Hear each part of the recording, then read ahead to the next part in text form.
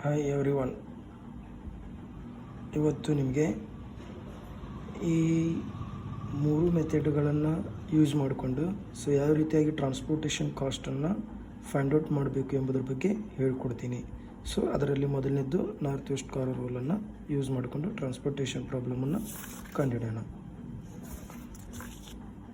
Okay, this is the first problem. For the following transportation problem, give the solution using northwest corner rule. ಇದಕ್ಕೆ 5 marks ನಿಮಗೆ ಎಕ್ಸಾಮ್ನಲ್ಲಿ ಸಿಗುತ್ತೆ. ಇವರೆಲ್ಲ dealers means destinations ಅನ್ಬೋದು, customers ಆಗಿರ್ತಾರೆ ಅಥವಾ wholesale ವ್ಯಾಪಾರಿಗಳು ಕೂಡ ಆಗಿರ್ತಾರೆ. Dealer 1, dealer 2, dealer 3, dealer 4. Dealer 1 demand ಎಷ್ಟು ಮಾಡ್ತಾನಪ್ಪ ಅಂದರೆ 300. ಆತನ ಡಿಮ್ಯಾಂಡು 300 ಯೂನಿಟ್ಗಳು, ಈತಂದು 300. Dealer 3 400, dealer 4 500. ಅದೇ ರೀತಿಯಾಗಿ ಎ ಬಿ ಸಿ ಅನ್ನೋದು ಫ್ಯಾಕ್ಟ್ರೀಸ್ಗಳು, ವೇರ್ ಹೌಸಸ್ಗಳು. ಫ್ಯಾಕ್ಟ್ರಿ 200 ಯೂನಿಟ್ಸ್ಗಳನ್ನು ಸಪ್ಲೈ ಮಾಡುವಂಥ ಕೆಪಾಸಿಟಿ ಇದೆ ಇದಕ್ಕೆ. ಫ್ಯಾಕ್ಟ್ರಿ ಬಿ ಕೂಡ 600, ಫ್ಯಾಕ್ಟ್ರಿ ಸಿಗೆ ಕೂಡ 700. ಅಂದರೆ ವಿವಿಧ ಫ್ಯಾಕ್ಟ್ರಿಗಳಲ್ಲಿ ಅವೈಲಬಿಲಿಟಿ ಇರುವಂತಹ ಸ್ಟಾಕ್ ಇದು. ಡೀಲರ್ಸ್ಗಳಿಗೆ ಬೇಕಾಗುವಂಥ ಯೂನಿಟ್ಸ್ಗಳ ಅವಶ್ಯಕತೆ ಇದೆ. ನಾವು ಡಿಮ್ಯಾಂಡ್ಗಳನ್ನು ಆ್ಯಡ್ ಮಾಡಿದಾಗ 300, 300, 400, 500. ಟೋಟಲ್ ಡಿಮ್ಯಾಂಡ್ 1500 ಆಗುತ್ತೆ. ಅದೇ ರೀತಿ ಕೂಡ ಈ ಫ್ಯಾಕ್ಟ್ರಿಗಳ ಒಂದು ಅವೈಲಬಿಲಿಟಿ ಸಪ್ಲೈ ಕೂಡ 200, 600, 700 ಮಾಡಿದಾಗ ಕೂಡ 1500 ಆಗುತ್ತೆ. ಇದು ಟ್ರಾನ್ಸ್ಪೋರ್ಟೇಷನ್ ಪ್ರಾಬ್ಲಮಿನ ಯಾವ ವಿಧಪ್ಪ ಅಂತಂದ್ರೆ balanced transportation problem. Balanced transportation problem ಅಂದರೆ total demand always equal to the total supply. ಇದನ್ನು ಕೂಡಿಸಿದ್ರೆ 1500 ಆಗುತ್ತೆ, ಇದನ್ನು ಕೂಡಿಸಿದ್ರೆ 1500 ಆಗುತ್ತೆ. ಓಕೆ, ಈ ಪ್ರಾಬ್ಲಮನ್ನು ಯಾವ ರೀತಿಯಾಗಿ ಫೈಂಡ್ ಔಟ್ ಮಾಡಬೇಕೆಂಬುದ್ರ ಬಗ್ಗೆ ನಾನು ಇವಾಗ ನಿಮಗೆ ಹೇಳ್ಕೊಡ್ತೀನಿ. ಅದ್ರ ಬಗ್ಗೆ ನಾನು ಇವಾಗ ನಿಮಗೆ ತಿಳಿಸ್ಕೊಡ್ತಾ ಇದ್ದೇನೆ. ಈ ಬಾಕ್ಸ್ನಲ್ಲಿ ಇವು ಸೆಲ್ಸ್ಗಳನ್ನು ಕರಿತೀವಿ. ಇದೇನಪ್ಪ ಅಂದರೆ ಟ್ರಾನ್ಸ್ಪೋರ್ಟೇಷನ್ ಕಾಸ್ಟ್ ಪರ್ ಯೂನಿಟನ್ನು ರಿಪ್ರೆಸೆಂಟೇಷನ್ ಮಾಡುತ್ತೆ. ಯಾವುದು ಇದು 11, 15. ಇದೆಲ್ಲ ಈ ಬಾಕ್ಸ್ನಲ್ಲಿರೋದು ಏನು ಡಾರ್ಕ್ ಶೇಡೆಡ್ ಪಾಯಿಂಟ್ ಮಾಡಿದಲ್ಲ, ಇದರಲ್ಲಿರೋದು transportation cost. Okay, north west corner ರೂಲನ್ನು ಯೂಸ್ ಮಾಡ್ಕೊಂಡು ಯಾವ ರೀತಿ ನಾವು ಫೈಂಡ್ ಔಟ್ ಮಾಡಬೇಕು. ನಾರ್ತ್ ವೆಸ್ಟ್ ಕಾರ್ನರ್ ರೂಲ್ ಅಂದರೆ ಏನು? Simple. East, west, north, south. ಹಂಗಂದ್ರೆ ಇಲ್ಲಿ ನಾರ್ತ್ ವೆಸ್ಟ್ ಅಂದರೆ ಯಾವುದು? ಈ ಕಾರ್ನರ್. ಅಂದರೆ ಕಾರ್ನರಲ್ಲಿರುವಂಥ ಶೆಲ್ ಮುಖಾಂತರ ನಾವು ಏನು ಮಾಡಬೇಕು? ಅಲೋಕೇಶನ್ ಮಾಡ್ತಾ ಹೋಗಬೇಕು. ಓಕೆ, ಇಲ್ಲಿ ನಾರ್ತ್ ವೆಸ್ಟ್ ಕಾರ್ನರ್ ಶೆಲ್ ಯಾವುದಾಗುತ್ತೆ ಅಂತಂದರೆ ಇದು. ಫಸ್ಟ್ ನೋಡೋಕು ಈ ಅಲೋಕೇಶನ್ ಮಾಡ್ತಾ ಹೋಗಬೇಕು ಈ ರೀತಿ. ಡೀಲರ್ 1 ಇವನ ಡಿಮ್ಯಾಂಡು 300 ಯೂನಿಟ್ಸ್ ಇದೆ. ಬಟ್ ಫ್ಯಾಕ್ಟ್ರಿ ಎ 200 ಯೂನಿಟ್ಸ್ಗಳನ್ನು ಸಪ್ಲೈ ಮಾಡುವಂಥ ಕೆಪಾಸಿಟಿ ಮಾತ್ರ ಇದೆ. 200, 300. ವಿಚ್ ಎವರ್ ಈಸ್ ಲೆಸ್, ಇದರಲ್ಲಿ ಯಾವುದು ಕಡಿಮೆ ಇರುತ್ತೆ ಅದನ್ನು ಮಾತ್ರ ನಾವು ಮಾಡಬೇಕು, ಇಲ್ಲಿ ಬರೀಬೇಕು. ಯಾವುದು? 200. ಅಂದರೆ out of 300 it is factory capable to supply only 200 units. Okay, 200 units cancel ಮಾಡ್ಕೋಬೇಕು. 300, 200 ಇವುಗಳಲ್ಲಿ ಚಿಕ್ಕದು 200 ಚಿಕ್ಕದನ್ನು ಬರೆಯೋದು.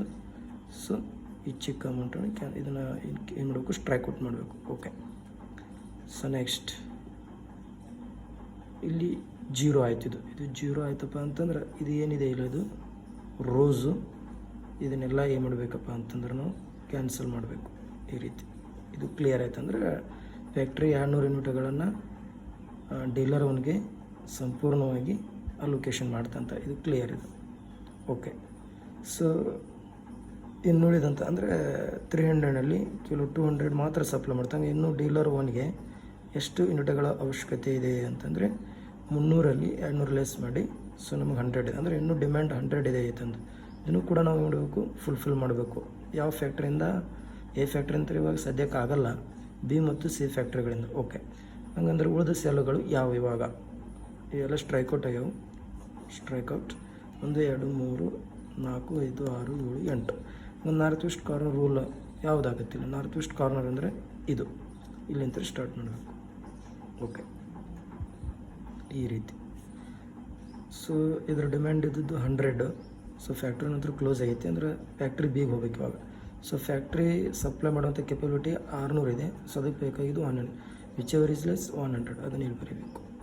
ಸೊ 100 ಏನಾಯಿತು, ಕ್ಯಾನ್ಸಲ್ ಆಯಿತು. ಸೊ 600ದಾಗ 100 ಹೋದರೆ ಎಷ್ಟಾಯ್ತು, ಇಲ್ಲಿ ಇನ್ನೂ 500 ಯೂನಿಟ್ಗಳನ್ನು ಸಪ್ಲೈ ಮಾಡುವಂಥ ಕೆಪಾಸಿಟಿ ಬಿ ಫ್ಯಾಕ್ಟ್ರಿಗಿದೆ. ಸೊ ಇಲ್ಲಿ 0 ಬಂತಪ್ಪ ಅಂದ್ರೆ ಇದನ್ನು ಸ್ಟ್ರೈಕ್ ಔಟ್ ಮಾಡಬೇಕು. ಓಕೆ, ಸೊ ನೆಕ್ಸ್ಟ್ ನಾವು ಏನು ನೋಡ್ತೀವಪ್ಪ ಅಂದರೆ ಅನ್ಅಲೋಕೇಶನ್ ಸೆಲ್ಸ್, ನಾನ್ ಅಲೋಕೇಶನ್ ಸೆಲ್ಸ್ 1 2 3 4 5. ಇದರಲ್ಲಿ ನಾರ್ತ್ ವೆಸ್ಟ್ ಕಾರ್ನರ್ ರೂಲ್ ಯಾವುದು, ಇದನ್ನು ತಗೋಬೇಕು. ಓಕೆ, ಸೊ ಇದ್ರದ್ದು ಡಿಮ್ಯಾಂಡ್ ಇರೋದು 300, ಬಟ್ ಫ್ಯಾಕ್ಟ್ರಿ ಬಿ ಹತ್ತಿರ ಇರೋ ಯೂನಿಟ್ಸ್ಗಳ ಸಪ್ಲೈ ಇರೋದು 500. So which ever is less 300, ಮತ್ತೆ ಇಲ್ಲಿ ಬರೀಬೇಕು ಅದನ್ನು 300. ಓಕೆ, 300 ಏನಾಯಿತು, ಕ್ಯಾನ್ಸಲ್ ಆಯಿತು. ಹಾಗಾದ್ರೆ 500ರಲ್ಲಿ 300 ಯೂನಿಟ್ಗಳನ್ನು ಸಪ್ಲೈ ಮಾಡಿದರೆ ಇದರಲ್ಲಿ 200 ಯೂನಿಟ್ಗಳು ಇನ್ನೂ ಏನಾಗ್ತಾವೆ, ಉಳಿತಾವು. ಸೊ 300 0 ಬಂತಪ್ಪ ಅಂದ್ರೆ ಇದನ್ನು ಇಲ್ಲಿ 0 ಬಂದರೆ ಇದನ್ನು ಕ್ಯಾನ್ಸಲ್ ಮಾಡಬೇಕು, ಇಲ್ಲಿ 0 ಬಂದರೆ ಇದನ್ನು ಕ್ಯಾನ್ಸಲ್ ಮಾಡಬೇಕು. ಉಳಿದಿದ್ದು ಯಾವ ಸೆಲ್ಗಳು, 1 2 3 4. Okay, north west corner rule ಅಂದರೆ ಯಾವುದಾಗುತ್ತೆ, ಮತ್ತೆ ಇಲ್ಲಿ ಹೋಗ್ಬೇಕು, ಮತ್ತೆ ಇದೇ ಕಾರ್ನರಿಗೆ ಹೋಗಬೇಕು. ಓಕೆ, ಸೊ ಇದರ ಡಿಮ್ಯಾಂಡ್ ಇರೋದು 400. ಸೊ ಫ್ಯಾಕ್ಟ್ರಿ ಬಿ ಸಪ್ಲೈ ಮಾಡುವಂಥ capacity 200. So which ever is less 200, ಈ 200 ಇಲ್ಲಿ ಬರೀಬೇಕು. ಸೊ 400 ಡಿಮ್ಯಾಂಡಲ್ಲಿ ಡೀಲರ್ 3 ಡಿಮ್ಯಾಂಡ್ ಮಾಡಿದ್ದು 400, ಬಟ್ ಫ್ಯಾಕ್ಟ್ರಿ ಬಿಯಿಂದ ಸಿಗುವಂಥದ್ದು 200. ಸೊ 200 ಲೆಸ್ ಮಾಡಿದ್ರೆ ಹಂಗೆ ಉಳಿದಿದ್ದು 200. ಸೊ ಇಲ್ಲಿ 0 ಬಂದರೆ, ಸೊ ಇದನ್ನು ಇಲ್ಲಿ 0 ಬಂದರೆ ಇದನ್ನು ಈ ರೀತಿ ಮಾಡಬೇಕು. ಓಕೆ, ಇನ್ನು ಉಳಿದಿದ್ದು ಯಾವುದು, 1 2 ನಾರ್ತ್ ವೆಸ್ಟ್ ಅಂದರೆ ಮತ್ತಿದೆ. ಓಕೆ, ಈಗ ಫ್ಯಾಕ್ಟ್ರಿ ಏನು ಕಂಪ್ಲೀಟ್ಸ್ ಅದರಲ್ಲಿರುವಂಥ ಯೂನಿಟ್ಸ್ಗಳ ಸಂಖ್ಯೆ ಕೂಡ ನಿಲ್ಲಾಯಿತು, ಫ್ಯಾಕ್ಟ್ರಿಗೂ ಕೂಡ ನಿಲ್ಲಾಯಿತು. ಇನ್ನು ಉಳಿದಿದ್ದು factory C. So factory C ಹತ್ರ 700 ಅದಾವೆ. ಸೊ ನಾವು ಏನು ಮಾಡಬೇಕು, ಇನ್ನು ಉಳಿದಂಥ ಸೆಲ್ಗಳಿಗೆ ಅಲೋಕೇಶನ್ ಮಾಡ್ತಾ ಹೋಗಬೇಕು. ಡೀಲರ್ 3 ಮತ್ತು ಡೀಲರ್ 4ಗೆ ನಾವು ಮಾಡಬೇಕು, ಈ 700 ಅಲೋಕೇಶನ್ ಮಾಡಬೇಕು. ಓಕೆ, ನಾರ್ತ್ ವೆಸ್ಟ್ ಕಾರ್ನರ್ ಇದು ಬೇಕಾಗಿದ್ದು 200, ಫ್ಯಾಕ್ಟ್ರಿ ಸಿ ಸಪ್ಲೈ ಮಾಡುವಂಥ ಕೆಪಾಸಿಟಿ ಇರೋದು 700, which are is less 200 supply ಮಾಡಿದರೆ ಇದು ಕ್ಯಾನ್ಸಲ್ ಆಯಿತು, ಕ್ಯಾನ್ಸಲ್ ಆಗಿರೋದು 0. ಓಕೆ, ಇದ್ರ 700ರಲ್ಲಿ 200 ಹೋದರೆ 500. ಓಕೆ, ಇನ್ನು ಉಳಿದಂಥ ರಿಮೈನಿಂಗ್ ಸೆಲ್ ಇದು ಒಂದೇ ಅಂದರೆ ಇದಕ್ಕೆ ಬೇಕಾಗಿರೋದು 500. ಡೀಲರ್ ನಂಬರ್ 4 ಆತನಿಗೆ ಅವಶ್ಯಕತೆ ಇರುವಂಥ ಯೂನಿಟ್ಗಳ ಸಂಖ್ಯೆ 500. ಫ್ಯಾಕ್ಟ್ರಿ ಸಿ ನಲ್ಲಿರುವಂಥ ಅವೈಲೇಬಿಲಿಟಿ ಇರುವಂತಹ ಯೂನಿಟ್ಗಳ ಸಂಖ್ಯೆ 500 ಈಕ್ವಲ್. ಸೊ 500 ಸಪ್ಲೈ ಮಾಡಿಬಿಟ್ರೆ 0. ಸೊ ಇದೆ balance transportation problem. Okay, so ಈ ರೀತಿ ನಾವು ವಿವಿಧ ಫ್ಯಾಕ್ಟ್ರಿಗಳಿಂದ ವಿವಿಧ ಡೀಲರ್ಗಳಿಗೆ ಅವರ ಡಿಮ್ಯಾಂಡ್ಗಳನ್ನು ಸಪ್ಲೈ ಮಾಡಿದ ಮೇಲೆ ನಾವು ಏನು ಮಾಡಬೇಕಪ್ಪ ಅಂದರೆ calculation of transportation cost. Okay, so ಅಂದರೆ ಯಾವ ಫ್ಯಾಕ್ಟ್ರಿಯಿಂದ ಯಾವ ಡೀಲರ್ಗೆ ನಾವು ಎಷ್ಟು ಯೂನಿಟನ್ನು ಸಪ್ಲೈ ಮಾಡಿದ್ವಿ ಮತ್ತು ಅದರ ಕಾಸ್ಟ್ ಎಷ್ಟು ಅನ್ನೋದನ್ನು ಫೈಂಡ್ ಔಟ್ ಮಾಡಬೇಕು. Okay, simple. So factory A ಕೇವಲ ಡೀಲರ್ 1ಗೆ ಮಾತ್ರ ಏನು ಮಾಡಿದೆ ಅಂದರೆ 200 ಯೂನಿಟ್ಗಳನ್ನು 13 ರೂಪಾಯಿ ಪರ್ ಯೂನಿಟ್ ಹಾಗೆ ಸಪ್ಲೈ ಮಾಡಿದೆ. ಸೊ ಇದನ್ನು ಬರಿತಾ ಹೋಗಬೇಕು. ಸೊ ಅಂದರೆ ಯಾರು, ಎ ಅಂದರೆ ಒರಿಜಿನ್ ಎ. ಸೊ ಯಾವ ಡೀಲರ್, ಕೇವಲ ಡೀಲರ್ 1 ಮಾತ್ರ, ಇಲ್ಲಿ ಯಾರಿಗೂ ಇಲ್ಲ, 1 2 3 4 ಡೀಲರ್ಗೆ ಸಪ್ಲೈ ಮಾಡಿಲ್ಲ, ಕೇವಲ ಒಬ್ಬರಿಗೆ ಮಾತ್ರ ಸಪ್ಲೈ ಮಾಡ್ಯಾನ. ಸೊ ಯಾರು, ಡೀಲರ್ 1 ಎಷ್ಟು, 200 ಯೂನಿಟ್ಗಳು. ಸೊ 1 ಯೂನಿಟಿನ ಕಾಸ್ಟ್ ಎಷ್ಟು, 200 × 13. ಓಕೆ, ಸೊ ಇದನ್ನು ಮಲ್ಟಿಪ್ಲೈ ಮಾಡಿದಾಗ 2600 ಆಗುತ್ತೆ ಅದು. ಓಕೆ, ಸೊ ನೆಕ್ಸ್ಟ್ ಇದು ಮುಗೀತಿದೆ. ಇನ್ನು ಫ್ಯಾಕ್ಟ್ರಿ ಬಿ ಯಾವ್ಯಾವ ಡೀಲರ್ಗೆ ಎಷ್ಟೆಷ್ಟನ್ನು ಸಪ್ಲೈ ಮಾಡಿದೆ. ಡೀಲರ್ 1ಗೆ 100, ಡೀಲರ್ 2ಗೆ 300, ಡೀಲರ್ 300ಗೆ 200. ಅಂದರೆ ಟೋಟಲ್ ಫ್ಯಾಕ್ಟ್ರಿ ಬಿ ಅಂದರೆ ಒರಿಜಿನ್ ಬಿ 3 ಜನ ಡೀಲರ್ಗಳಿಗೆ ಸಪ್ಲೈ ಮಾಡಿದೆ. ಓಕೆ, ಫ್ರಮ್ ಫ್ಯಾಕ್ಟ್ರಿ ಬಿ ಎಷ್ಟು ಜನಕ್ಕೆ, 3 ಜನ. ಯಾರ್ಯಾರು, dealer 1, dealer 2, dealer 3. Factory B 3 ಜನ ಡೀಲರ್ ಸಪ್ಲೈ ಮಾಡಿದೆ. ಎಷ್ಟೆಷ್ಟು, 100, 300, 200. 100, 300, 200. Okay, what is the cost per unit? Simple, 100 into 17. Next 300 into 14. Next 200 into 12. Okay, so ಇವನು ಕೂಡ ಮಲ್ಟಿಪ್ಲೈಡ್ ಮಾಡಿದಾಗ 1700. Next 4200, 14 into 3 42, 2400. Next factory B complete ಆಯಿತು. ಫ್ಯಾಕ್ಟ್ರಿ ಸಿ ಕೇವಲ dealer 3 dealer 4ಗೆ ಮಾತ್ರ ಏನು ಮಾಡಿದೆ, ಸಪ್ಲೈ ಮಾಡಿದೆ. Factory C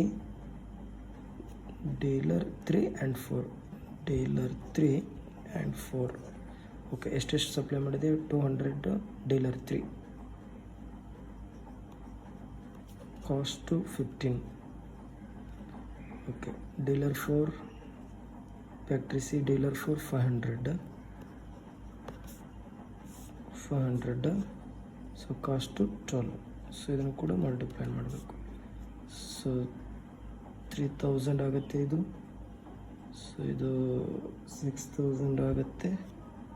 so total cost ಇವನ್ನೆಲ್ಲ ಕೂಡಿಸಿದಾಗ ಟೋಟಲ್ ಕಾಸ್ಟ್ 19,900 ಆಗುತ್ತೆ. ಸೊ ಇದಕ್ಕೆ ನಿಮಗೆ 5 ಮಾರ್ಕ್ಸ್ ಎಕ್ಸಾಮ್ನಲ್ಲಿ ಸಿಗುತ್ತೆ. ಓಕೆ.